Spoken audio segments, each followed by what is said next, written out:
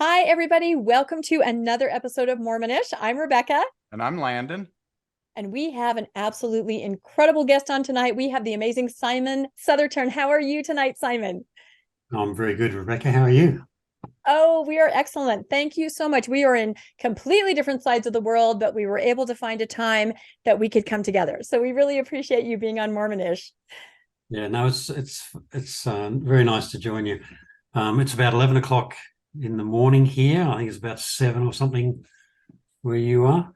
Yep. That's So, right. yeah, Other fortunately, sides of there the are world. comfortable times to chat. There's a little window somewhere in there that we can do this. So yeah, we are just absolutely thrilled to have Simon on.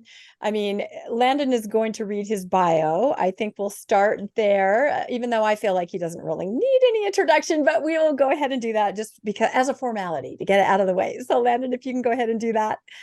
Sure. Simon Southerton has a PhD in plant science from the University of Sydney.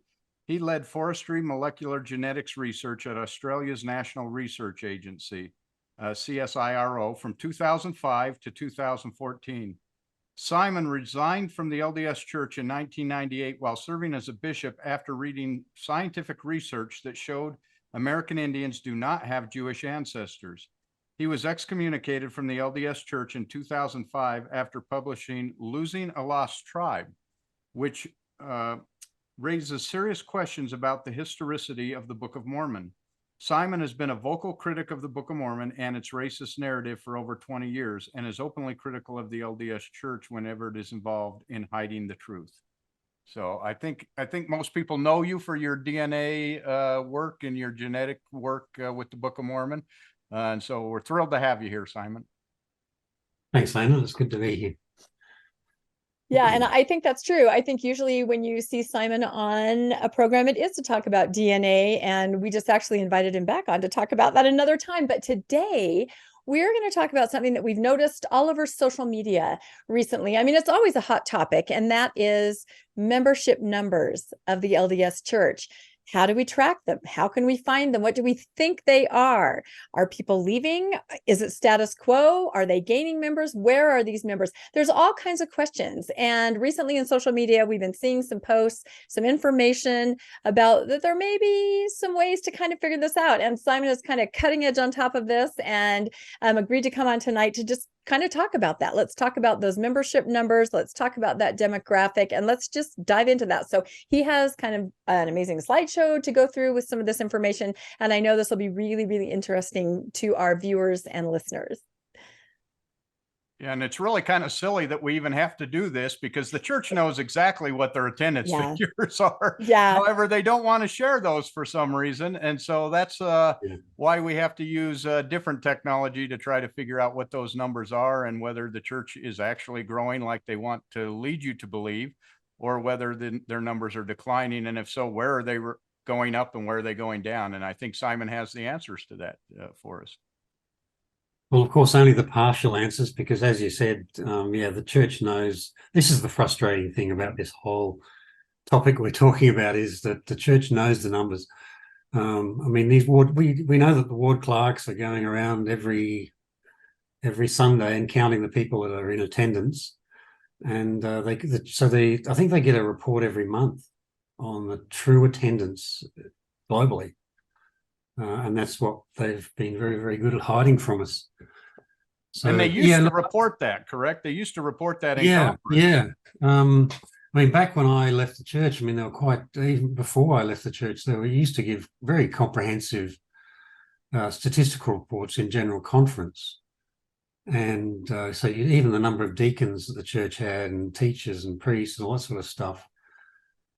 So you had just heaps of information that was coming out, and they've trimmed that down as soon as the church gets uncomfortable with what the data is revealing, because as you know, some things that are true are not very helpful.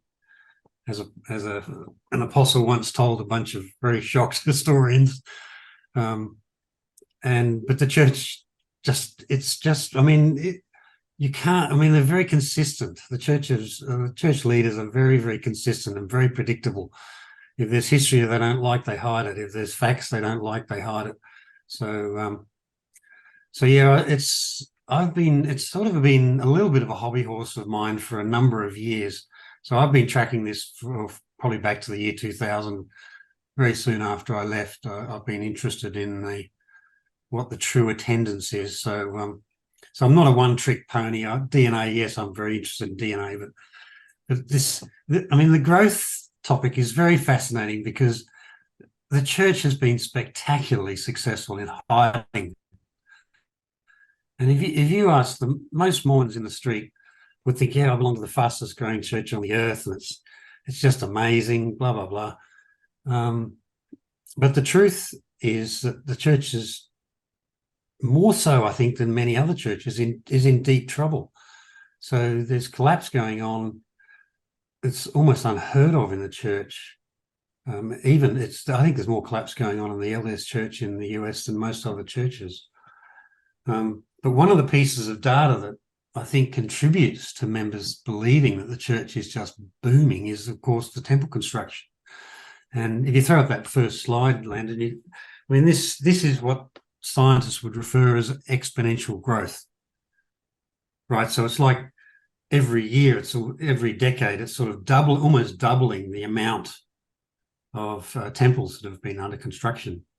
So it's no wonder members think, well, I know when I was a member, we thought that, gee, if a country got a temple, that was because there are enough people that were attending church and enough temple recommend holders to fully staff and to keep that temple humming and keep it busy. And so people could be excused for believing that the church is just booming because there's so much temple growth going on. And there's no doubt if I were to look at this, if I thought of this in terms of dollars, I would look at this graph and go, oh, we're growing leaps and bounds. There's no doubt. And this kind of information is readily available on the church's sites. They tell you exactly how many temples are under construction, how many are announced, where they are. They make sure you know how many temples they have. That number they've certainly made readily available. Yeah, and it's the cart before the horse, kind of, because obviously it's sort of like Field of Dreams. If they build it, they will come, right? But we know that's not true. They even have trouble staffing the temples that they build. There aren't enough members in the locations that they're choosing to build them. Yeah, so that's a problem. In Australia, they're encouraging elderly people to serve missions in the Pacific to staff temples. So yeah, they're having considerable trouble staffing them, but maybe they've changed their policy and their thinking about temples. I don't know, but it's certainly, I think that sort of data has contributed significantly to members thinking that the church isn't growing or is booming, and nothing could be further from the truth. So because the church doesn't give us attendance data and as always hides that, and this is in contrast to many other churches. Most other churches are just upfront about it. And I think that's because if you don't face a problem, if you don't own a problem and admit to a problem, how can you address it properly? How can you solve the problem? And so if you go to an Anglican church, that's the Church of England here in Australia, they'll have arguments with the priests, they'll discuss issues and deal with problems, but that's absolutely totally foreign to the LDS church, where it's very pyramid sort of structure, and you just obey your leaders. So because the data's not there, the true attendance data that the church has refuses to publish, we've had to sort of use surrogates, and the best surrogate, I think, is to look at the congregation growth. So look at the amount of wards and branches that the church is creating or closing each year. And if you go to the next slide, it was very clear to me, not long after the turn of the century. This is where I start feeling really old when I'm talking about the last century and the turn of the century. But this slide shows the congregation growth in a number of developed countries over the last 30 years almost. And you can see there's a stark difference between Nigeria, which is that light blue line, and all of the other countries. So while Nigeria has basically got exponential growth, it's unbelievable growth. Like in 1990, there were about 80 units or congregations in Nigeria, and it's now up to about 650. Probably more this date. I think it's probably about 800 now, because this graph's a little bit old. So I was very interested in Australia. I mean, basically in all of these other countries like Canada, the UK, Japan, growth virtually stopped. So the church on balance was not really creating many more units or congregations after about the year 2000. Yeah, you can see they're pretty. UK has about the same numbers they had in 1990, if you know now, and it looks like Japan actually has a few less. Japan, I think they've dropped by about almost 30%. Yeah, that's pretty substantial. And South That is Korea is substantial. really a large Sorry, drop that's there. yeah. So South Korea is about 30%. Okay. Japan, I think, is probably about 50, maybe 15, 20%. Yeah, so clearly something major happened around the turn of the century, and as far as I'm concerned, the most obvious thing is the arrival of the internet. Yeah. Because in the 90s, there was rapid uptake of the internet, and very soon that we found that there was large amounts of information that went onto the internet, and people started to read it. And of course, information is the killer for the Mormon Church, because it's controlled what people know about it for so effectively for so long, but they lost control of that with the internet, because the internet provides access to just vast amounts of information. So the timing of the DNA issue was pretty closely aligned. It was fairly fortunate timing. I posted, so I came across the DNA evidence in 1998, and I posted my personal story. It took me 2 years to build up the courage to put it online. I posted it online in the year 2000, and I just got swamped. I think I had about 600 private emails to me saying how devastated they are, and is this really true, that sort of thing. And I eventually had to take my email address off because I couldn't handle all of the people that were going through the same difficulties. So yeah, I've been convinced. Amazing. From way back then, I've absolutely have no doubt that the internet has been there. And you were a bishop at that time when you discovered that? Yeah, I was a serving bishop.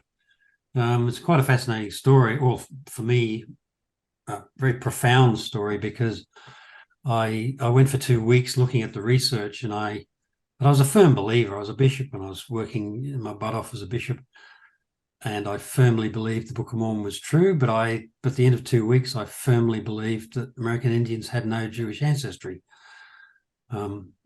So I had those two beliefs in my mind at the same time. I didn't reconcile them. And then I went to bed one night after singing Book of Mormon stories with our children, which you would appreciate would have been a fairly upsetting thing to do, given what I just discovered. And I knew after we sang that story that I could never sing that story with my children again, because it was a lie. And so I went to bed, a believing Mormon, and woke up in the morning, and the whole thing was resolved. So I had my epiphany in my sleep. And woke up with a new perspective. I think it's interesting. So, we had a guest on before, Ian Wilkes, who was was he a bishop or a stake president at the time? He was in the stake presidency. He was in the stake presidency, and he had the chance to meet with Elder Oaks back in, like, I think it was 2010, 12. Is that the right date, Landon? And our friend Ian asked him, "Are you concerned at all about the internet? Is the church at all concerned, to speak to what we're talking about?" And he said, "No, not at all. We're just going to use it to get our message out. We're just going to be able to spread the word." He really seemed to have no idea what kind of Pandora's box this was. And my personal theory is not only the internet, but the smartphone, because there you are sitting at church, and you might have a question, and you might Google Book of Abraham translation. And by the time you walk out to the parking lot, you might have had that epiphany. Yeah. Just the fingertip access, I think, leads people just to get more information. So, but I thought that was very interesting that they didn't seem concerned at all, because I think there's that paradigm where all the technology for centuries has been created just for the church, right? To further the mission of the church. You hear that all the time. And in this case, maybe not.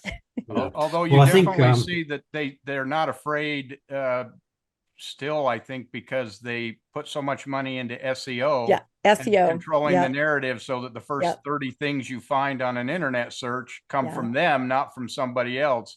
And they put a lot of money and time in to make sure that when you search something about the church, you get their message and not somebody else's. Right. So they have improved since 2015. I think they've learned their lesson. And there is a battle, but the cell phone is what does them in on what you're studying here. Oh, yes. Well, I think, of course, the other potentially even more important, I think, than the information is definitely important, but social media is social, and that's the other problem. And the church cannot stop that. And the ex-Mormon, you can go on. That was when I left the church in 1998, almost pre-internet. There was very little social media. You were alone, so you had no one to talk to.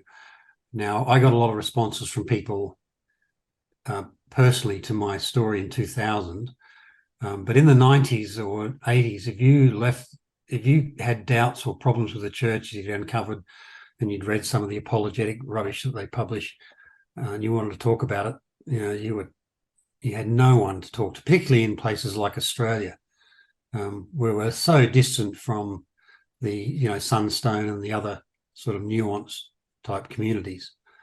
But the ability to just go online and in 30 minutes be completely validated in all of your questions by dozens and dozens of people who are, you can just tell, if you go onto Reddit, there are just some absolutely wonderful people, extremely perceptive and very compassionate and understanding. That is just I think that's the other thing that the church just can't control. And it's a very powerful resource that people have today. So you're getting back to I think the social, there's no doubt in my mind, it's the internet, social media. There's groups now, Thrives, and different groups to get together, and that really changes things, because you're exactly right. You're not alone anymore. You don't have to be isolated, and that plays a huge part in that. Yeah. So if we go to the next slide, we can see some really. So we know that the units growth, there's been some big problems for the church, and this is a slide lent from a friend who runs the Fuller Consideration site, and I've added a little bit of data to this, but I think it's fascinating because it really illustrates some very interesting trends in unit growth over the last 30 years. So if you look across the top there, that gives you the color coding, tells you the area around the world where the units are created. And the graph shows if the color is above the line, that zero line, if the color is above that line, that indicates growth in that particular area of the world. And if the color is below the line, that indicates closing, on balance, a closing of units. Okay, so if you go to the left-hand side, you can see a really fascinating period there in the 90s, the early 90s, where the church was creating huge numbers of wards in South America. And then in 1999, there's a 5-year period, and there's massive closure on balance of units in South America. So we all knew that happened because there was a massive number of wards and branches closed in South America. So basically, they just were baptizing huge numbers of people, and they were hanging around at church for a year or two, and then they were just going inactive. And so they had this sort of ballooning growth, which this just sort of it then imploded because there were just not enough people to run the branches, and it just all collapsed back on itself. So since then, there has been only fairly modest growth in South America. But the the other thing that's quite noticeable is if you look, the darker blue color there is Africa.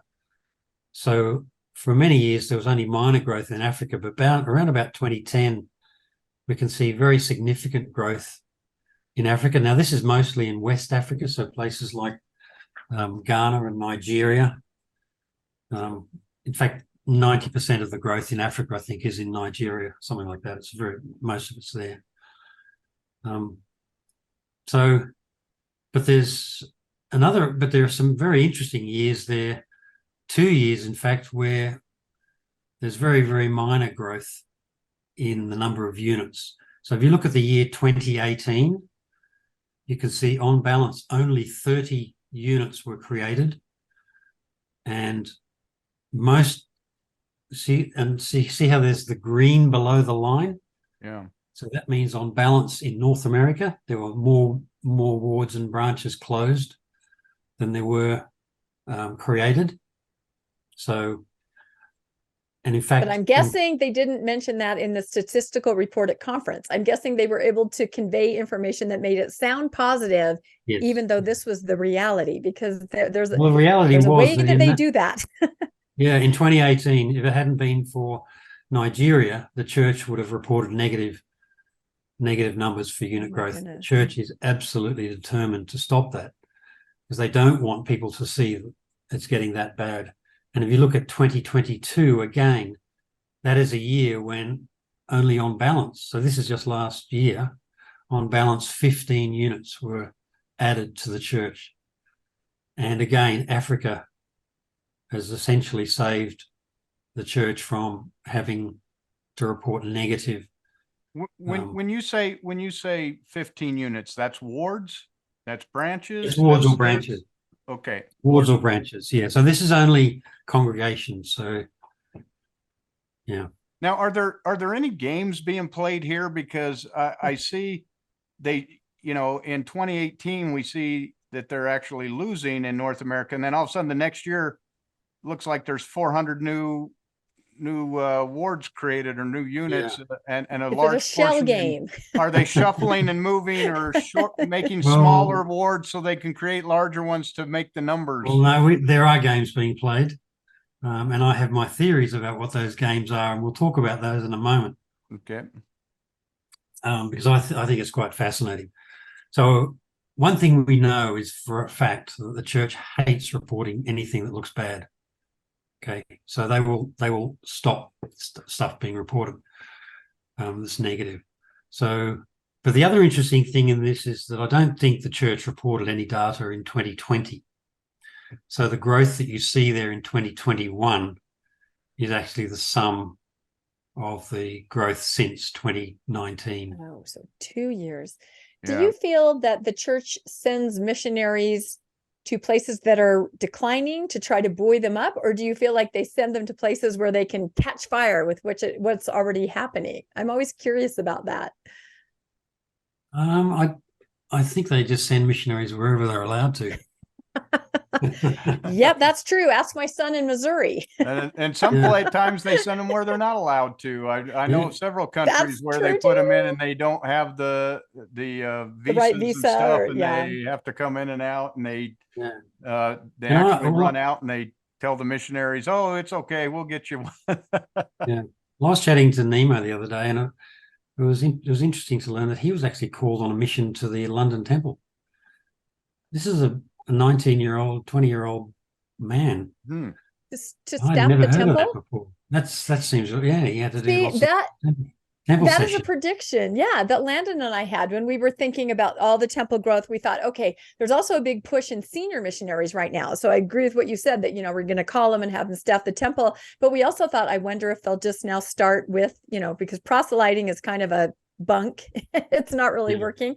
So maybe to be called so this is the first I've heard of that. That's incredible. So his actual mission is just, I don't know how common that is. And I don't think he survived the whole time.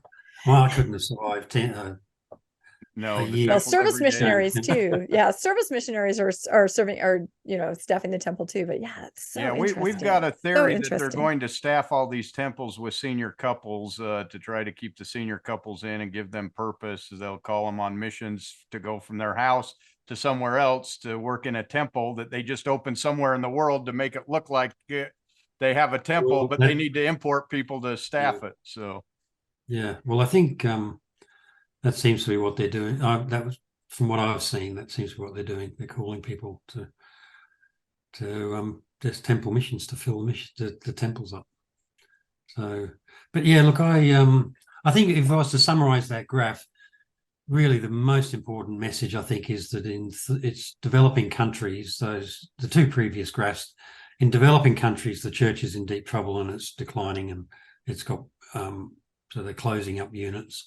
But in countries, sorry, in Western countries, but in developing countries, that's where the growth is. So, and it's really in Africa, mostly in Africa, and that's pretty much what's going on with many Christian religions. Africa is just booming, and in many of the others, they're booming much more than the LDS Church. But I would predict, because Nigeria is an English-speaking country, and their access to the internet is just booming at the moment. So it's rapidly growing economy. So given the church's awkward history when it comes to Africans, I just don't see how that can be sustainable for too much longer. But you never know. No, I feel like Maybe the internet prophet knows access, something. yeah, exactly. Increased internet access, eventually there may be information that makes people realize, oh no, what have I gotten myself into? And they need to eventually they'll have their own sort of Mormon social, ex-Mormon social media in Nigeria. And yeah, I think it'll just take off then. They may have a Nigerian rescue on the horizon someday. It could happen. Yeah. So in that previous graph, there were 2 years that sort of stand out. And these are 2018 and 2022. And these are years when I believe the church really started to get nervous because it doesn't want to report negative unit growth. It's an odd thing to say, negative growth, but that means it's going down. And that's 2018 and 2022. Now, the church did a number of things in 2018, and we'll run through those. And I'm convinced that these were, some of these were done in order to enable units to survive with fewer people attending. Okay, so if you go to the next slide, these are things that happened in 2018, which were quite interesting. First of all, they got rid of the annual statistical report at General Conference. Now, they still publish the data and it's buried away on the church website, but we all know that things are very difficult to find on the church website. So most people will not come across it unless they're really looking for it. So the statistical report was abolished at church conference. Now, the next thing that happened, almost nobody outside of the ex-Mormon community will know about. There are a couple of websites where faithful members of the church were publishing almost on a daily basis the number of wards and branches that were being produced by the church, because it was usually positive and looked really good.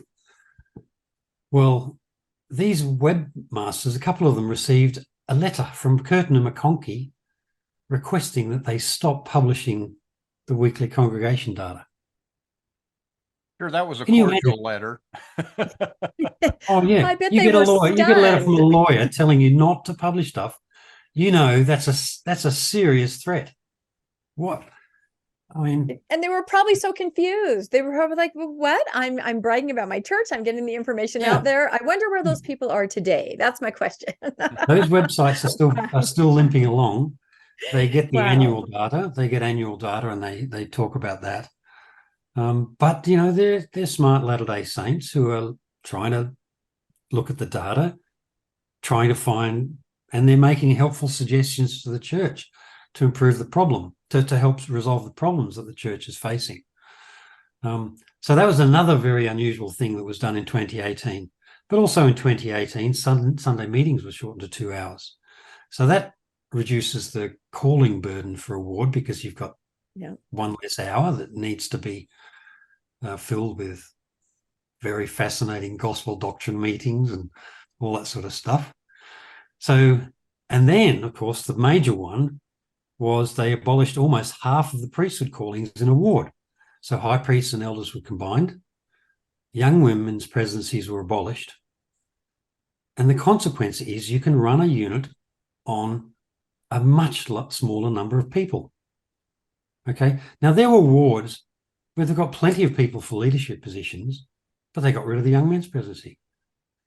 And from what I've heard on the internet, this has been an absolute freaking disaster. Yeah. Because bishops who used to really rely on a young men's presidency to make, to run a very effective young men's program are now, sure, they can call people to help them, but the buck stops with them now. They've got to, and of course it's a disaster. It's impossible to ask the bishop to do that. And I have 3 sons. 2 of them were raised in the era of the young men's presidency, where there were all kinds of male leaders, all kinds of activities, everything going on, lots of support, lots of helpers. Yeah. Youngest son raised in the era of the bishop as the leader. Nothing is happening. There's rarely anything. Sometimes ward members will step up being asked, can they come to your house and maybe watch a movie?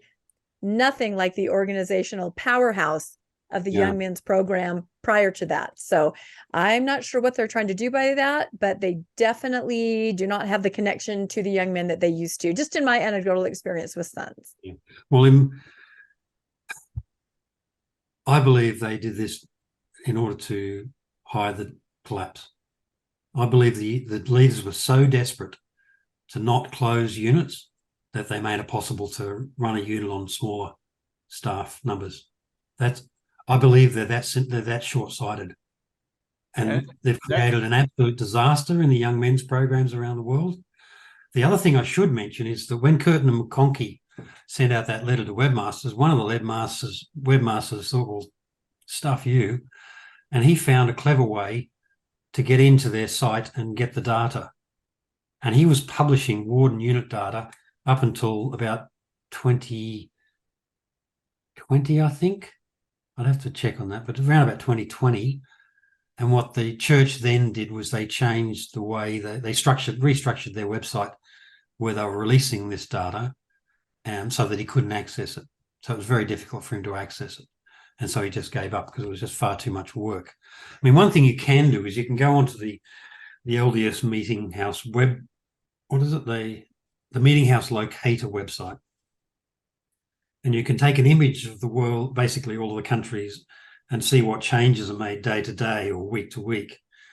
And you can get the data that way, but it's very difficult. And so he threw his hands up. So, but the other thing that happened in 2022, they just stopped publishing any daily or weekly ward and branch data. So they're absolutely determined to make it difficult for members to find out what's going on, to get to the truth of the matter. But I just think we've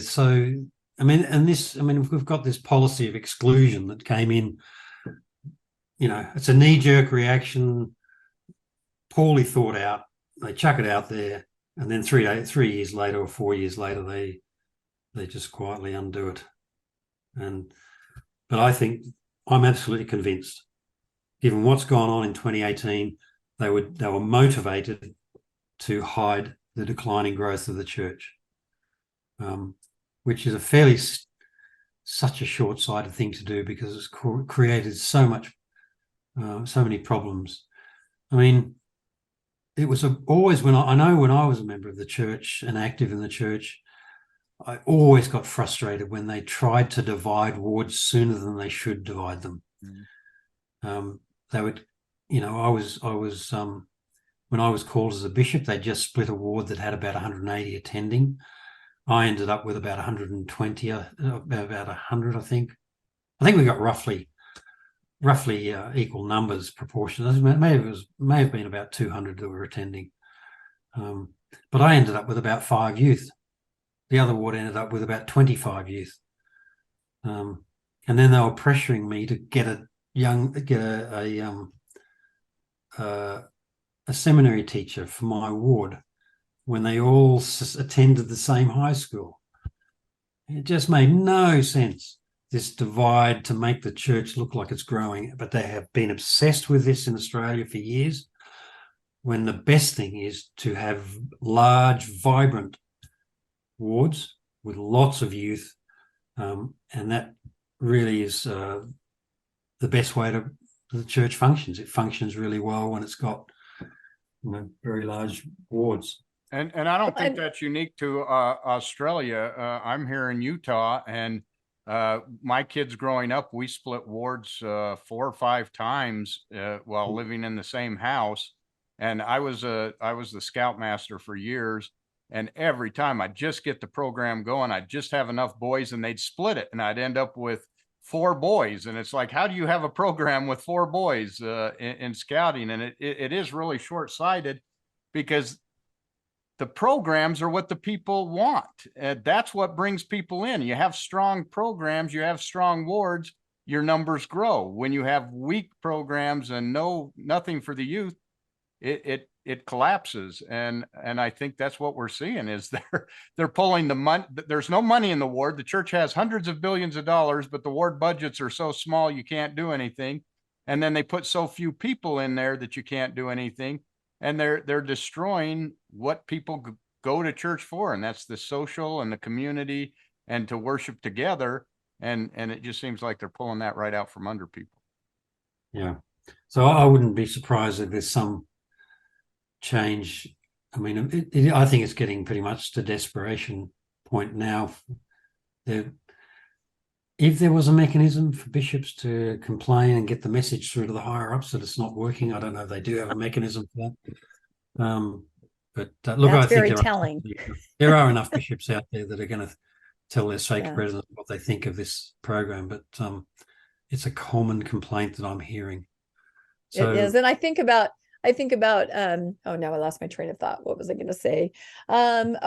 Just now we're like old timers that go around saying, in my day, you know, we had the Golden Green Ball, we had this activity, we had the road show, you know, and people today have no idea what we're talking about. But it's true. In the past, that's why I remained a member for over 5 decades, because of that community, that camaraderie, the memories of, you know, I didn't go to church because of the gospel. I don't know if people think that's why people are going. It's the community and the friendships, and that everybody's there. And when you take that away, it's just a hollow shell. And like you say, youth programs, my sister was running a youth program in Texas. I went to visit. I was stunned that there were 5 young women in the entire program. You know, and this is in Texas, where typically there are large wars. And she's like, yeah, we try to do what we can. But 5 young women in the entire program, there's no way. There's just no way. Yeah, I think they've taken the culture out of the cultural hall. Yeah. It's just not there anymore. There you go. There you go. It's sad, because you know who suffers? The people. And one of the missions of the church is strengthen the members. That is strengthen with community, strengthen with activities. There's no money there. They're taking that money out. They're putting them into temples, sterile temples that only about, what would you say, Landon, 1/4 of the people can even have a recommend at this point. So priorities are all messed up, and they're reaping what they sow right there. Yeah. But fortunately, technology has come to our rescue. Here's my favorite part. This is the good stuff. Here we go. Look, I've been fascinated with tracking of cell phones for quite a couple of years now. I first fell in love with this data back in early 2020, because that was when the pandemic was really kicking off, and I've always been fascinated by, you know, disease as a scientist. So I was very fascinated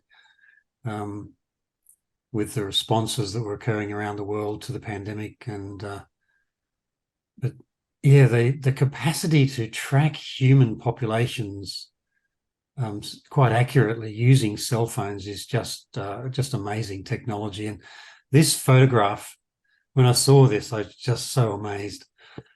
So what? So basically what your cell phone does is about every, I think these days it's about every 6 minutes, six seconds or so, your cell phone sends a ping up to the satellites or whatever, and it records where you are. So there's huge amounts of this data being accumulated all the time that enables people to track where mobile phone, or I call them mobile phone, that's what Australians call cell phones. So I'm going to say that a few times, I'm sure. But yeah, so scientists were fascinated by this, and the reason they were really interested in it when it comes to the pandemic was one of the things that they were very concerned about in the early days of the pandemic is just how much human populations move, because that affects how rapidly a virus can spread through a population. And what this graph shows is scientists or academics using this data to track where a whole bunch of what do you call them? The ones that go to the beach parties in Florida to celebrate the end of year. I don't. Is there a name for those Spring break. people? Spring break. That's the word. Spring break. That's right. I've never gone, but I have heard stories. Oh, okay. I will not ask any further. So Do yeah. not.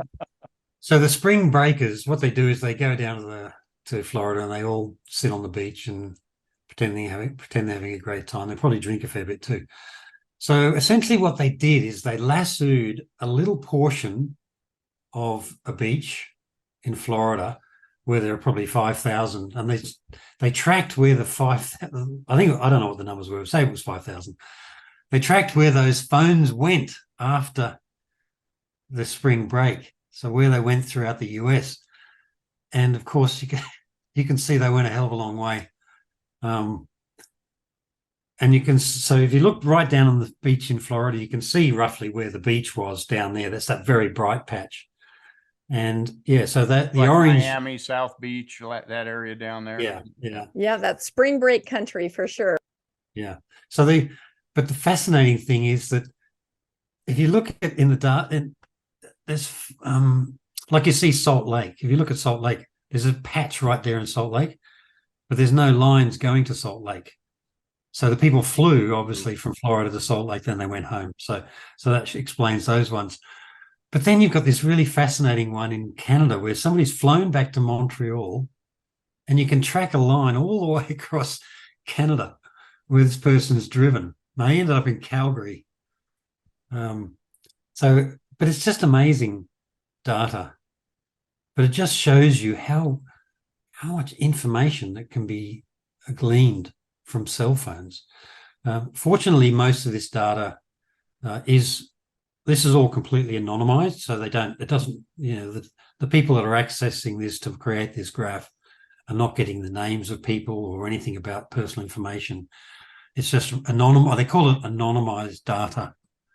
And but yeah, this is what got me interested. And then, of course, we had in the last few weeks, we've had some release of using the same approach of basically attendance data in the LDS Church. So if you flick onto the next slide. Brilliant. This is absolutely brilliant and just so fascinating. Yeah. So actually, this isn't the LDS Church. This is the whole of America. And so basically the guy that does this is Devin Pope. His name's Devin Pope, and he's a professor of economics, I think, at a university in Chicago, I think. I've got a link on one of these pages that people can go to look at his stuff. So he's an LDS bishop, and he got anonymized data for about 2.1 million phones. And then he was able to use, so just like when they do a poll, say, when they're doing a poll to see what way people will vote in an upcoming election, you don't need to poll everyone. You can get a fairly good idea of what the voting is going to be like by surveying 1,000 people or 2,000 randomly chosen people. So these 2.1 million are randomly chosen phones, and they then get the pings from where those phones are on particular days. So they've done this on a Sunday for right across America. And even though they're getting pings from only 2.1 million phones, they're able to estimate what the full attendance is by using really clever methods. For example, they'll count up the number of pings they get for a baseball game, right, where the attendance is already known. and then they're able to correct, because they might only have 2% of the phones are actually in that baseball stadium. Example, yeah. But because they know the attendance, they're able to correct for it. Okay, so they've done similar sort of things with people going to church. Now, of course, some people might think, well, babies don't have mobile phones, and old people might not have mobile phones. But in doing that correction for baseball games, there's lots of babies and young kids go to baseball games, and older people go to baseball games, and they might not have mobile phones too. So there's a bit of a correction that's also corrected for. So the people who are doing this are really smart, and they do all the very careful corrections. So, but yeah, so this data shows that Americans, around about almost 30 million Americans, are sitting in church on Sunday. I think this might be, is this Christians? No, I think this is all. So they're obviously doing this for all different. So this may not be necessarily on Sunday. For example, Jews are going to their services on Saturday, Seventh-day Adventists. So they would correct for that, I presume. But as you can see, there's a nice spike at Easter when there's a lot more people go, and there's a few less people on Thanksgiving because they're all out eating with their family or something. I don't know. And then, of course, Christmas, there's a big spike of people. So, but I think this was actually amazing to me, because it's about 30 million attending. When you think that the U.S. population is like 300 million, that's really only about 10%. I always thought that it was a much larger portion that went to church. And it's really... So I think you've also got to factor in that there's probably quite a lot of online attendance. So, and that would also, I guess, would be reflected in the LDS. You need to take that into account when you're looking at the LDS numbers as well.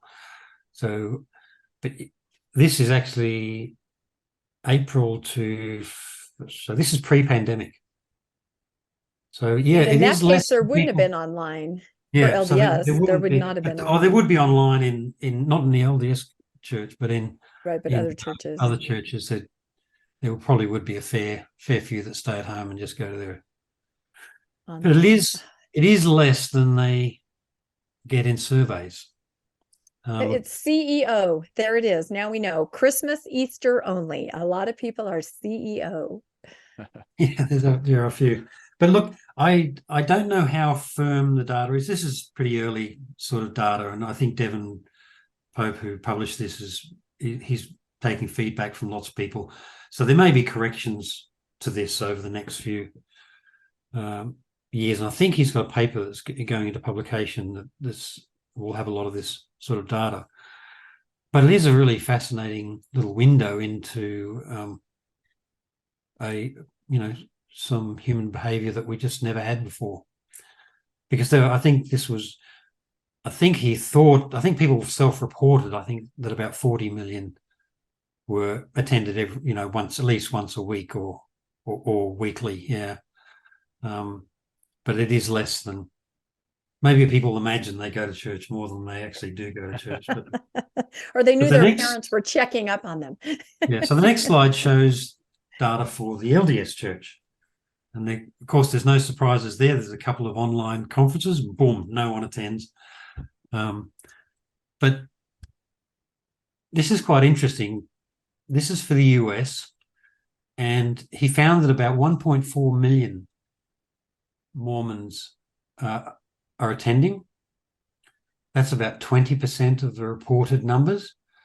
And if you do the calculations, I think there are about 15,000 wards in the US. I've done the numbers, and so has Devin, and it works out at about an average of 95 per unit.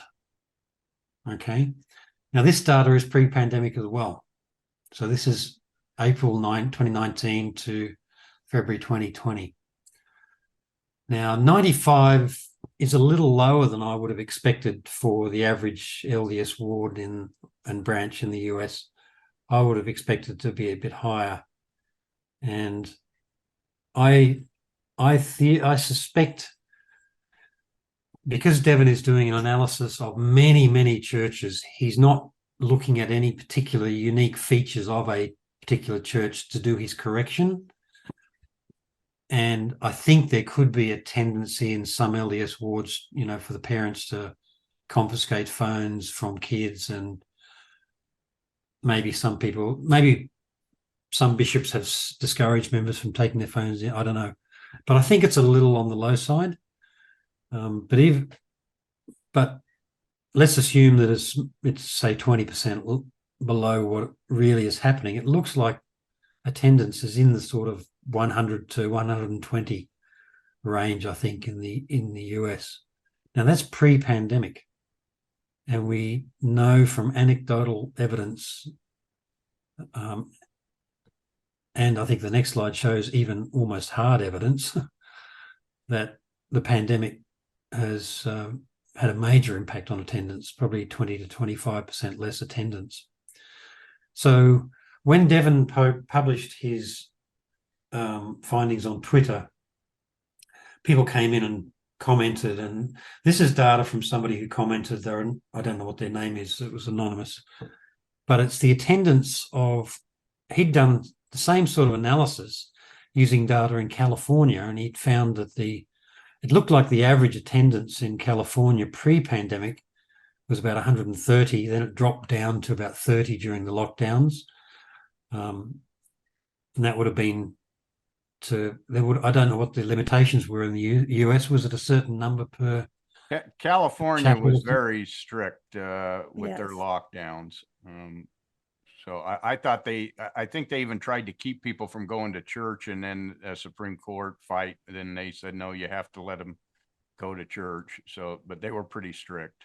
Yeah. So it looks like it was around about 30, roughly 30 people on average were attending each unit. And that's, of course, they had online church at that point, they went to online. So you may have had a larger number, but. Yeah. And so it's got data through to February in 2022, and it looks like it's rebounded to about 85. Now that's about a 30%, probably even more, about 30% reduction in attendance. Now, to be fair to the church, there's probably, a number of elderly people or immunocompromised people who are no longer attending because the risk is too high, and they're probably receiving the sacrament from visits. But there's no doubt that the pandemic has also led to many people thinking more about those shelf items that they've had for many years. It's given them space, and that's what people need. When you get information that's troubling, that overturns your worldview, it takes quite a lot of mental energy to process that and to adjust to it. And so most people just put it on a shelf. But the pandemic, I think, has had a significant impact because it's people just had time. Suddenly people had, they had a weekend. They discovered weekends. Oh, horror. They discovered brunch. I'm telling you, brunch is the death knell for the church for a lot of people. Oh my goodness. But just getting off the hamster wheel gives your brain a chance to just not be in that frenzy that you're always in, throughout the week, and the activities and the callings. Yeah. And I think also you discover spending time with family together instead of all going separate ways. You just have a chance to think and kind of feel out what really works for me. That's kind of what happened to my family. Yeah. And I think while the average attendance was 95, I think it's more likely post-pandemic that's probably pretty close to what it is. I would not be surprised if the attendance is in the vicinity of an average attendance of about 95 to 100 now, which means 20%. And actually, that's not too far. I mean, the UK now I think it's in the vicinity of 13% of people on the books are active. Okay. And then how many of those have a tempo recommend? Because I've heard that that's a very small percentage of each ward too, like maybe only 20% of the people that attend. So if you think about that, teeny tiny numbers of people are actually attending the temples where most of the money is being funneled. If you really want to look at that, that's where the money's going. I said it so before. Yeah, so we don't have to rely entirely. I think this is imperfect data at this stage. I would like, if it was to be done properly, the best thing would be to have, say, somebody count the attendance at I don't know, a large enough number of wards, and to get an estimate, a real estimate, and of a real measure of the numbers that are attending, and then correlate that and correct the data for that. But yeah, I think it's very likely that this data is only going to improve in its accuracy. But then I can foresee a revelation coming that bishops will be instructing the members of their wards no longer to bring their mobile phones to church, because we have to hide the fact that look, I just think Social it's media entirely fast. possible. They're so determined. They're so determined to hide this information. But fortunately, we don't have to rely entirely on this attendance data, because the digital sort of cell phone data, because other sorts of data are now becoming available, because quite a few countries around the world are now reporting census data and religious affiliation at census data. But this is some data for the US that is very fascinating. So this is where Harvard University has a cohort of about 50,000 Americans, and they survey them. And this 50,000 has been created back in 2010, and as people pass on, they would bring in new people, but it's a representative sample of the US. And they've tracked the religious affiliation of these people. This is a large cohort for the last 21 years, or no, 11 years, I think that is. And as you can see, they've got Muslims, Buddhists, Hindus. This is basically smaller religions here. And they're all doing okay. The Jews are doing sort of okay. They're maintaining themselves. Most of the mainstream, there was another slide that had mainstream religions, and they're sort of holding their own. But there's just a really clear decline in the LDS, people who are prepared to say that they're LDS. And that's a 30% decline in 11 years. Now, I would say that if that's going down, then it's very likely that attendance would also be going down at a similar sort of rate, because people who are saying that no longer members of the LDS Church are likely to be people who have stopped attending, or so that reinforces what we're seeing from the attendance data. But also, I think the next slide shows real data. So I think it was back in, when was it? It was about 4 years ago, 3 years ago. We had a leak of attendance data in the UK. Yeah, it goes through 2020, so it must have been about 3 years ago. So it was about 2 years ago we had this release of data. So we had there's about 47 or 43 stakes in the UK and Ireland. And yeah, this is the attendance at all of those stakes from 2011 to 2020. And there's been about a 13% decline over that period. So yeah, in 2011, there were 32,000 people attending. In 2020, it's dropped to about 27,600, which is an activity rate of about 14.7%. And that data is pre-COVID. Okay, so even though it is reported in 2020, that's for the first quarter of each one of those points is the first quarter of that year. So the first quarter in 2020 is January, February, March in the UK. And then COVID hit. It's declined. It would have from the other stuff by quite a bit after COVID. So we saw. I would estimate that it's probably down. It would have dropped by 10 to 15% at least. Yeah. So I would say it's probably, the activity rate in the UK would be in the 12 to 13% now. Wow, we're So almost getting to tithing this levels here. this is real. This is real. These are real numbers. But the other thing to take into account is that that's not 13% of the people in 2011 that have left. Each year, the church is baptizing a few people, and it's got children that are being born into the church, and they're counted in the numbers.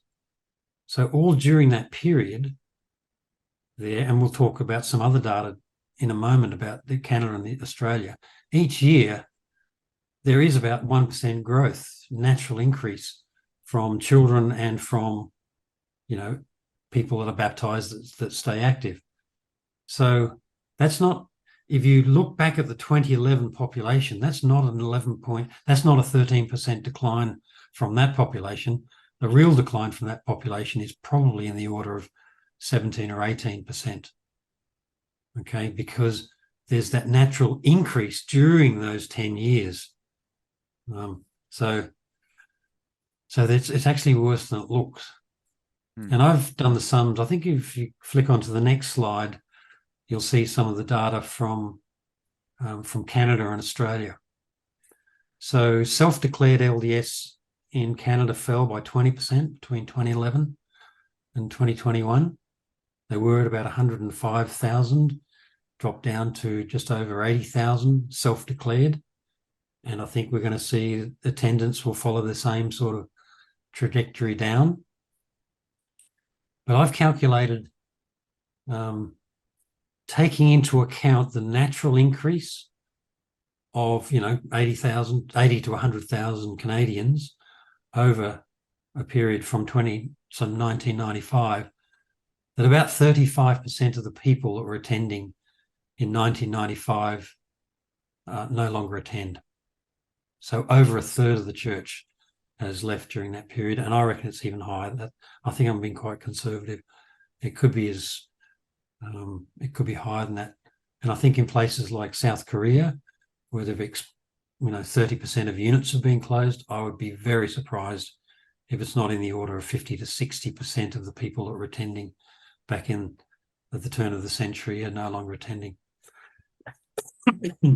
So in Australia, we've lost, I think, about 6% between two census periods of only 5 years. And that's quite stunning in South Korea. I go to South Korea quite a bit for my work, and it's quite a Christian country. Some of the biggest Christian mega churches are in South Korea, and you see they light up their crosses at night. It's kind of a red cross, and you can see them all across the city, and they're everywhere. So it's not like it's not a Christian country and you're just losing a few. It's a fairly Christian country. Yeah. So a 30% decline, you're losing Christians there, or people who would fall within that category. Yeah, I don't know exactly what's really driving the collapse in Asia. I mean, Japan is very similar. It's been quite a lot of closure of units in Japan. And I think you look at it again, we look at the technology, phone technology is huge in the Asian countries, especially Japan and Korea. That's true. Every kid, just like in the US, has access to those phones. They're always texting out messages. The country was tracking COVID in South Korea on your cell phone. It would tell you if you'd come into contact with someone who had COVID. So they're very technologically advanced, and it could be that's what's driving it, is that they've got such a high level of technology use over there. Yeah, I think also, excuse me, I've got a little bit of a cough. Take a drink. I might have to go and get a cough thing. Go get a cough thing. We'll talk amongst ourselves. Go do it.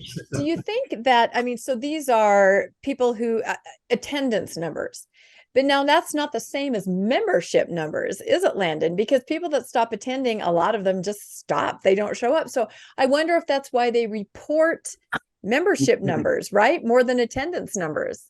Oh, yeah. Well, obviously, when you're talking 20% attendance, your membership numbers are 80% higher than that. So Well, no, but that's what I mean. A lot of people don't remove their membership, even though right. they stop attending. So membership numbers, which I see reported often in glowing terms, it doesn't necessarily mean the person is there in the seat. So I wonder if they focus more on membership numbers because those look a little more positive than They the don't actual decline as much. attendance. Yeah. Because And they people don't leave, decline but they because of don't. natural birth. And yeah, Yeah. exactly. Well, Yeah. if you Interesting. flick to the next slide, I think that might have some. Yeah, so this is some Here we go. information that Here backs we up go. exactly what you're saying. Great. Now, yeah, the attendance, the membership numbers of the church, however, are just completely meaningless. They don't resemble reality at all, and it's just remarkable how effective, how little curiosity Mormons have about what's going on. And yeah, I mean, if you look at, for example, in the top line here in this graph, Tonga, the church claims to have 64,000 members in Tonga. Now, Tonga's population is about 100,000, so that's effectively 64%. On the census, though, only 18,000 Tongans say that they're members of the Mormon Church. That's an exaggeration factor of 3.6. So the church is exaggerating its presence in Tonga to the level of almost fourfold exaggeration. If you go to the Cook Islands, they claim 20% of the Cook Islands are Mormon. That's an exaggeration factor of 4.5. There's only about 4.4% of Cook Islanders that are actually Latter-day Saints. So yeah, the numbers are just ridiculous. Even in Australia, they claim about 155,000 members of the church, but only 60,000, actually it's 57,000 on the last census, say that they're members of the church. So, but this is a consequence of, yeah, they baptize people, they go inactive, and they go and join another church, or they die, and the church counts them until they're 110. So, but if you ask any Tongan today, they're convinced. 2/3 of Tonga are Mormons. And John DeLynn recently interviewed a lovely young Tongan girl, and she was also convinced. Even though she's sort of questioning the church, she still believes that the Tongans are dominating, the Mormons dominate in Tonga, but they don't. But this is the same story all over the world. This is just the Pacific I'm focusing on here with these numbers. So they overreport their membership. Yeah. They underreport how much money they have. Their finances. Yeah, there's a little give and take there. There's another little They're not very consistent, are they? But yeah, it's a consistent pattern. They're just dishonest because you've got to, this data reveals problems, and if you just hide the data and nobody's aware of it, then how can you resolve the problem? How can you address it? And it's a serious problem. But they do cosmetic things by creating lots of temples, which they're never going to fill. And they do just hardly any in comparison, relative to the amount of income that the church has, just hardly any charitable work. Well, sure, they do good things, but they are extraordinarily wealthy. Absolutely.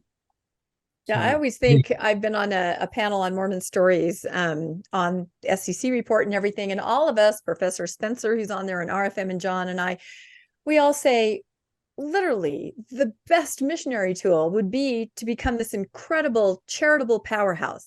I mean, you cannot buy missionary PR like that. Do these charitable works, use your money, and people will flock to your church. They're going to want to be a part of that. I don't know why they don't take advantage. I mean, that's twofold. You're helping the world, and you're going to gain what's really important to you, members. I don't know why they don't. Well, I think it's part of the prosperity gospel.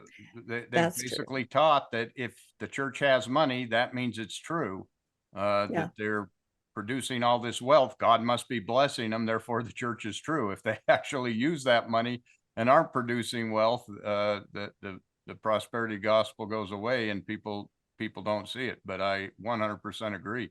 You spend that money on the people and on charitable purposes, and people will want to be part of that. They'll flock to it. But the church just cannot bring themselves to say all is not well in Zion. They can't say that.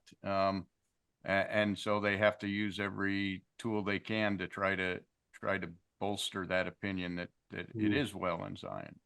It doesn't, the church doesn't have a safe communication channel or it's not a safe environment for somebody to put their hand up and say, this is bullshit. We can't be doing this any longer, because we know that person will be released from their calling. Okay, so they're all afraid of being released from their calling, but I think people are getting braver, and people are starting to say things. But then the church needs more of them. But there isn't a very good mechanism for people to provide constructive criticism to the senior leaders of the church. It just gets, you talk to your stake president. That's the only person that a bishop can effectively talk to. He then talks to so-and-so up the chain, and the further it goes up the chain, the less concerned they are because it's not as urgent. The poor bishop's down there screaming his lungs out, saying, "This is not working. My young men's program's falling to pieces." Blah, blah, blah. Stake president hears it from a few bishops, passes it on. But once you get 2 or 3 rungs up the ladder, you're talking to people that haven't been inside a young men's group for 40 years. So they're just completely detached from reality. So there just needs to be some mechanism to get that message through. But well, there actually is, and that's being on the outside of the church. That's the safe place. Post-Mormon. And that's why seriously. you see it all coming from the outside of the church. Yep. On programs like this, where we're saying, here's the problem. And Rebecca and I talk about this all the time. Almost all change in the church comes from the outside. It does not come from the inside. You see it over and over again. People on the outside making a big deal out of it. Sam Young, who got excommunicated with the child protection. You saw polygamy was coming from the outside. The change came from the outside. Blacks in the priesthood, the change was coming from the outside. People on the outside can push back. And so really, something like this is a way to get the message out and for people to be able to see that. And the church seems to sometimes react to that pressure from the outside, but they never seem to react to pressure from the inside, which is maybe why so many people are on the outside now.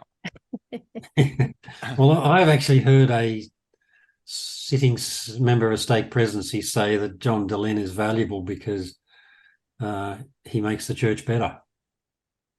Yep. So I agree with that. Yeah. He knows the criticism is getting through, and look, most people are sensible. A lot of people are sensible, and if they see valid criticism, they think, okay.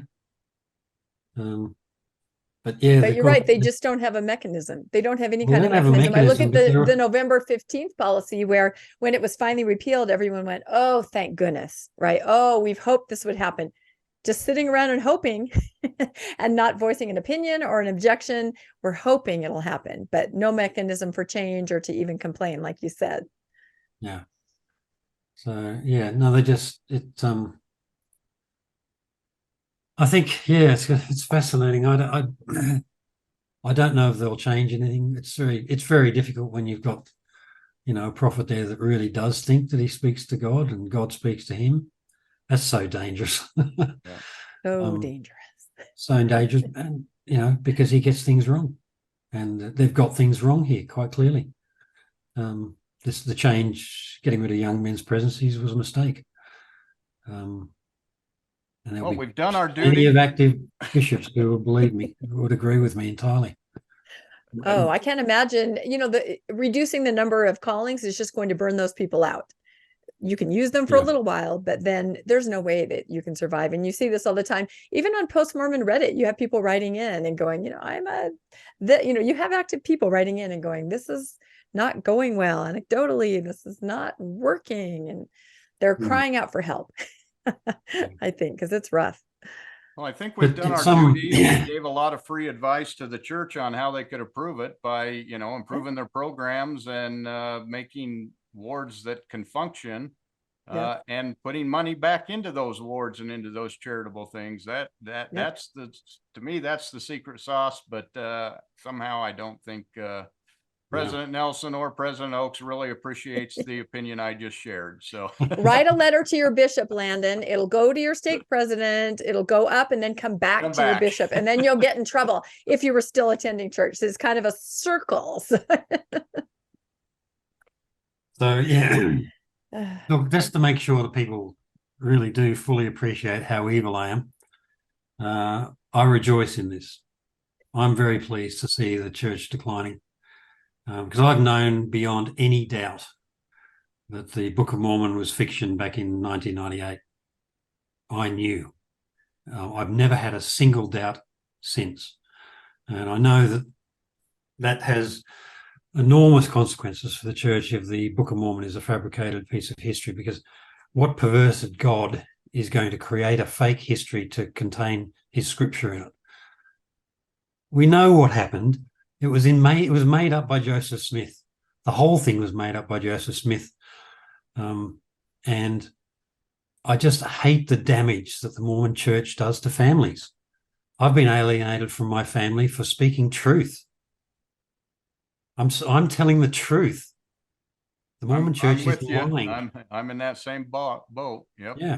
Completely by myself out there. The smaller this cult gets, and it is a cult by virtually every definition of a cult, the smaller this church becomes, it does less damage to families. That is my motivation for this. So that motivates my interest and why I am pleased to see the Mormon church declining, because it breaks up families. Perfectly good families are destroyed because somebody loses faith and the rest of their family shuns them or doesn't know how to talk to them. But there are just so many, it's just so obvious that this church is not true. When I was baptized as a 10-year-old, I didn't know that Joseph Smith was sleeping around. He had 35 wives, some as old as 14, 11 married to other men. How do you tell, if you told that to somebody who's about to be baptized into the church and commit to tithe for their life, if they knew that information, they wouldn't join. That's why the church hid it. But it's the truth. And then there are 5 versions of the first vision, and of course the version of the first vision that's closest to the supposed event is about an angel and doesn't bear any resemblance to the story we're told from 15 years later. Joseph Smith buried his head in a hat to translate the Book of Mormon. I don't think it was the stone. I think the hat was the trick. Something was going on in that hat. Why would you stick your head in a hat for all day for a month or two to create a book? There's got to be something in the hat. Crying out loud, it's obvious. It's obvious in hindsight. But so yeah, all of those things we were not told when we joined the church, when we committed to tithe for life, and when we had all these time commitments and all that sort of stuff. And then the church is now admitting many of these things are real. And if you're troubled and you leave the church, you get shunned and stuff. So, yeah, that's what drives that's what I guess, it's what motivates my interest, I guess. And I think a lot of it. Yeah, like we think, Mormons often think, Scientology is really evil and nasty cult. But Scientology is insignificant compared to the LDS Church. It's tiny. It does a lot of harm, but it's only to a small number of families. But it's the cults like the LDS Church and the Jehovah's Witness that rip families apart, and they're the ones that I'm really pleased to see when they decline, because I like families to be happy and and that's a good thing. So I know lots of people and Mormons will think, "Oh, that's horrible. I'm evil." I don't care. Don't Yeah, care at all. and I don't think so. No, and I don't think so. And I Yeah. think you really hit it on the head, because we also get a lot of pushback, and all the other podcasters that we know, why are you dragging, destroying people's faith? Why are you dragging that out of the church? Not at all. It's about consent. Like you said, we will put out information that you can fact check, scholarship that you can look at from peer-reviewed sources. If you look at that information and you make the informed decision to continue what you're doing, I have no problem with that if it's working for you. It's just about consent and getting information out. Don't you think, Landon? Yeah, absolutely. The key is getting the information out and letting people make a decision on their own. I agree with Simon, though, that once they see that information, you can't unknow it. And we know where it goes when you realize all those things I was taught while I was on a mission. Some of these questions came up, and specifically we would ask, and they would say, no, that's not true. That didn't happen. And now all of a sudden it's true. And the people who'd brought up that it was true are now excommunicated and out, while the people who were lying to me are now in the first Promoted. presidency. So exactly. it's certainly a problematic when you see that the truth tellers are the ones who are often punished. Went to the show Wicked, the Broadway play Wicked. That really had an effect on me, because here was the witch that was wicked, and she seemed to be the one that was doing everything you would expect, while all the do-gooders were the ones that were changing the story and making things up. And yet she's the one that's cast off as wicked, and everyone else is. It really struck, and I kind of really identified with that play because of that. Yeah. But Yeah, well, it's an ongoing dialogue, that is for sure. Yeah, no, and Mormonism is fascinating. Yeah, no, it is. I always compare it to Game of Thrones. Ever since Game of Thrones ended, I need something else to watch, and this is it. But I also think about, why is it so important to people in the church to feel like they're part of a huge crowd, or when they hear about someone famous joining the church, like a Gladys Knight or something, oh, just the thrill. I guess it's validation, right? That, oh, a more well-known person also believes what I believe, and all these people believe it. I guess safety in numbers, but Mormons especially are very, name droppers, kind of like, look there. And then when someone leaves, like a David Archuleta, right? I mean, they embraced him when he was a member. They used him to get out messages to the youth. They promoted him. As soon as he voiced some concerns or some loss of faith, oh my goodness, they started backing away very quickly. And now they've taken all of his content down. So they love you while you're in, and then boy, do they distance yourself. But there's just that sense of, look at us, we're big. There are well-known people that believe what I believe. Maybe that's just human nature. It's probably just human nature, but it definitely exists. It's a corporation, and it's very concerned with its public image. Yes. And they just employ people to polish that image all the time. Yeah. So that's why as soon as somebody is a liability, that you got to get rid of them, erase them. Yep. And it happens, it seems like, eventually, whenever they embrace a notable figure, a singer or an actor, an actress, then eventually usually those people are like, no. Well, I don't know. It's fascinating. Any last thoughts, Landon or Simon? And then we'll just wrap up for tonight. This has been really, really interesting. I really appreciate all the slides. They really, really brought it home, what is actually going on. Well, if people want to follow the and Devin Pope, if people search for Devin, Devin, Pope, Pope, Twitter, you can follow his Twitter feed, because I think he will eventually have a paper that's published. But this is an exciting area. I think this is giving us some pretty close to real data, I think, which is always interesting. Well, there you have it. Simon Southerton telling us all to follow the Pope. So exactly. What a great name. Wow, we never thought we'd hear that. No, we'll definitely put links to everything that we talked about and the data that Simon mentioned in the show notes, so that you can look at for yourself and follow through and keep watching, which is amazing. So Well, we'd love to thank Simon for being with us today, the 2 time zones. That was absolutely amazing. And we hope that you'll join us again. We had a really interesting discussion before we started taping all about DNA. And that's also where it's at too, as far as letting people know, look, this is the real story. And again, about that consent. Once you understand, you might draw some conclusions that are different than what you think now. So we will hopefully get to that on another day. But in the meantime, please like and subscribe to Mormonish. And if you'd like to be notified when new episodes come out, you can hit that notification bell so that you can be first in line to watch the next episode. And if you'd like to financially support Mormonish and our infrastructure, the things that we do, there are links to PayPal and Venmo on our show notes. And we appreciate all of you, and we'd love to hear what you think. Please comment, tell us what you think about the data, tell us your own anecdotal experience as you attend wards, either visiting or maybe you are actually still attending. Let us know. Let's work together and let's talk together. And again, thank you so much, Simon, and we'll sign off for tonight. Thanks, everybody. Bye-bye. Thanks for joining us for another episode of Mormonish. We really appreciate our listeners and would love to hear from you if you have a story you'd like to share.